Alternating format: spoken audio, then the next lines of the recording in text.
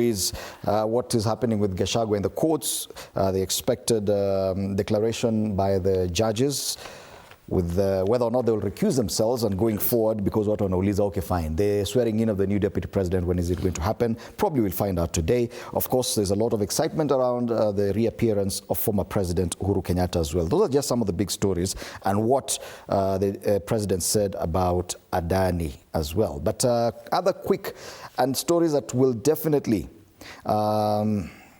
touch a lot of your attention. Shock and fear after Eastleigh triple killings. People are talking about the rising crime rate. That story is on page 3 of this paper.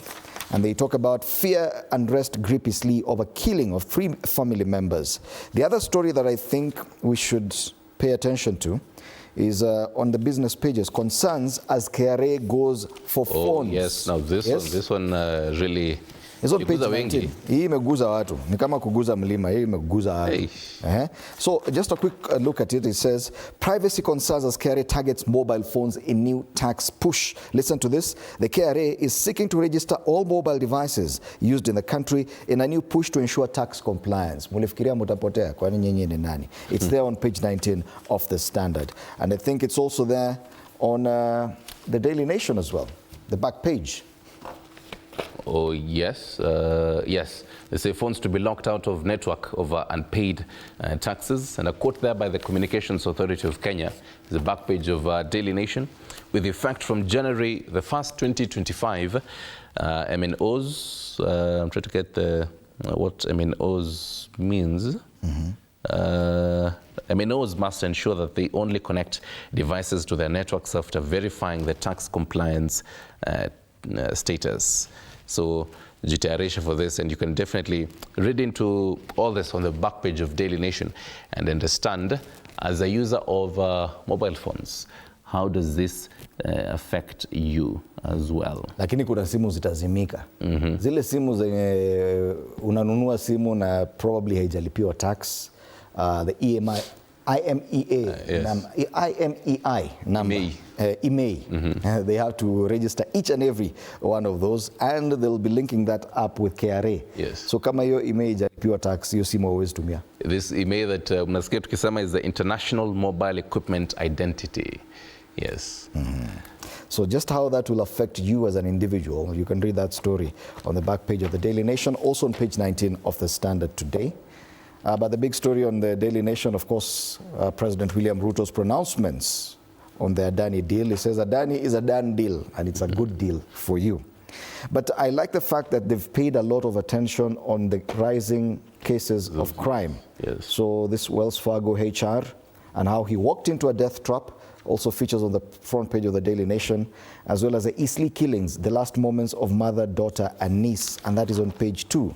So page 2 and 3 of this paper, that's the Daily Nation, talks about just the crime rate and the deaths that we've, I think they've left out one of the young lady who was found dead. It's somewhere in Thika. Yes. And I think the daughter to...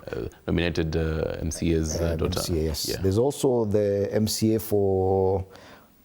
Where was this? Della Ward, who was abducted. So DNA, the body that was found, they say the DNA is failed to link body to missing ward rep. So that story is also there on page 2 of the Daily Nation. So yeah, no, these are 3 different, on 2 and 3, they have 3 different... and to think that there's another story that they left out. Yes. Yes. That's just tells you how bad the situation is in as far as crime is concerned. On the back page of Daily Nation also, they talk about the National Assembly Senate clash of county budgets. The impasse between the two houses is now headed for mediation. This morning, the fact that we're going to be having former members of parliament as well as a senator, we probably hope to get more insight on this one. All right. Let's take a look at another daily, and that's the Star. Thousands say no to 7-year term limit bill. Have the hard copy of the Star today. Smart people read the Star. Proposed law increases term of service for president, senators, MPs, as well as MCAs and governors, on pages 4 and 5. All right. Say misplaced priorities is what the Star says. Written memoranda from Kenyans rejecting bill submitted to the Senate. And you have until today midnight, by the way, to submit your memoranda for the same. It's quite a heavy paper because it contains the siasa pullout, and on the siasa pullout they talk about the politics of term limits since independence. Also, they talk about healing, that they say is crucial after Gachagua's removal and Kindiki's elevation. So there might be need for healing. Yes. But of course, a lot of excitement around the reappearance of the former president, Uhuru Kenyatta, and as I said earlier, they found it necessary to have two photos of the same gentleman, yes. Which is very rare on the front page. They usually just use one photo. Ni ngumu sana ati unapewa picha mbili yako tu from the same place, same day. So yes, just the excitement of seeing the former president appearing again. So the People Daily.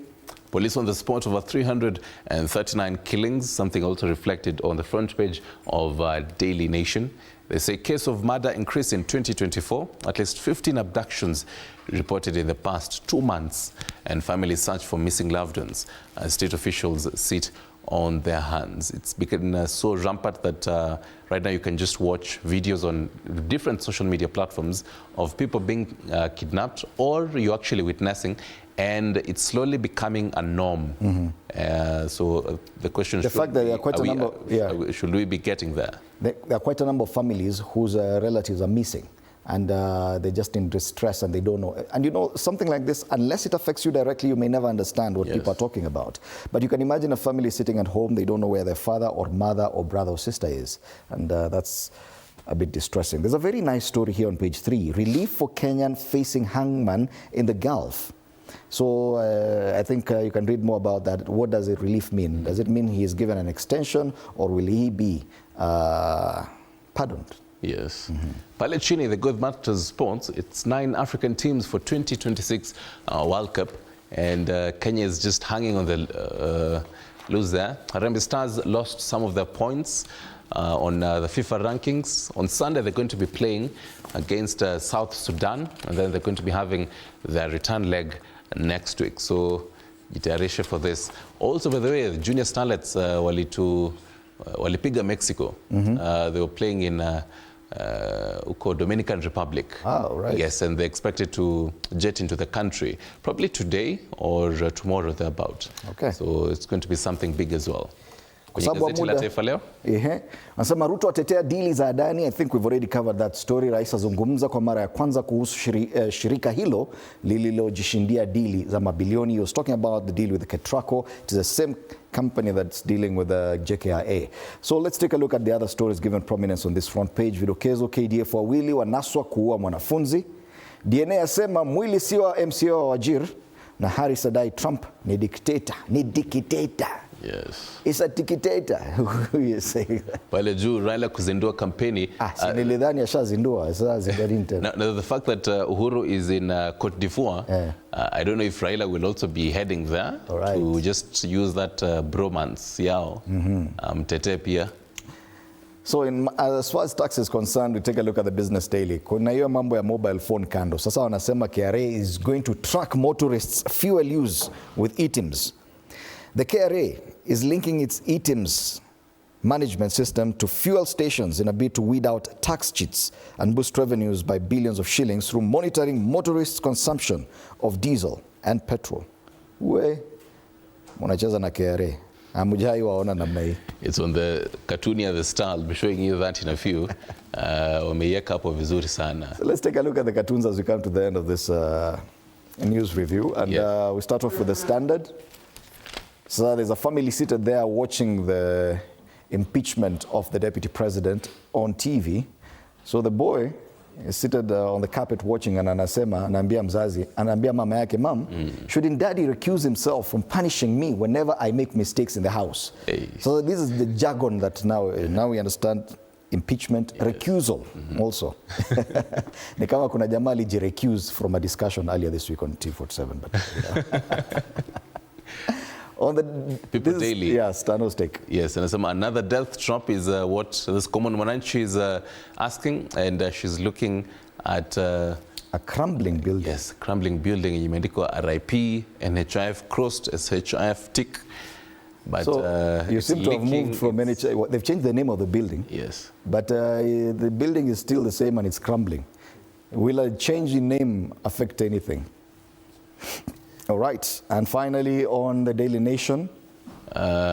securing Adani. Yes, the gentleman, the important man is in between there, he's smiling. And the different copies of... the same guy. Yes, the same guy who is protecting him. Akona vitu tumevaa sisi kwa masikio. Anagaga Secret Service. The same guy. Amekaa amesurround all this. There's one man protecting Adani. Yes. There's none other than the president himself. Alafu kuna hii the Star hapa. I don't know if you're able to see it, but then I'll explain it to you. The common mwananchi ameshikilia simu and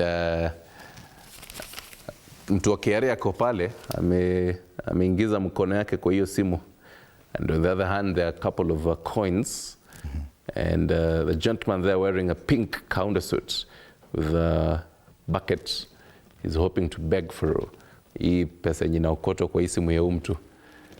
Yes, they're going to milk you proper. Ndio hiyo. Coming for your mobile phones. All right, that is as matters tax. That's a cartoon on the Star today. All right, we'll be discussing some of these issues: IBC reconstitution, DP Gachagua's wars in the courts, as well as a proposal to increase term limits that is before the Senate. With my panelists after the break, Senator Danson Mungatana of Tana River, Jude Njomo, former MP of Kikuyu Town, and Wilson Sosion, former SG of KNUT, after the break. So do stand by for that. It is a big conversation. These are the big headlines. You can be part of the conversation as well on X at TV47 News and on Facebook, TV47.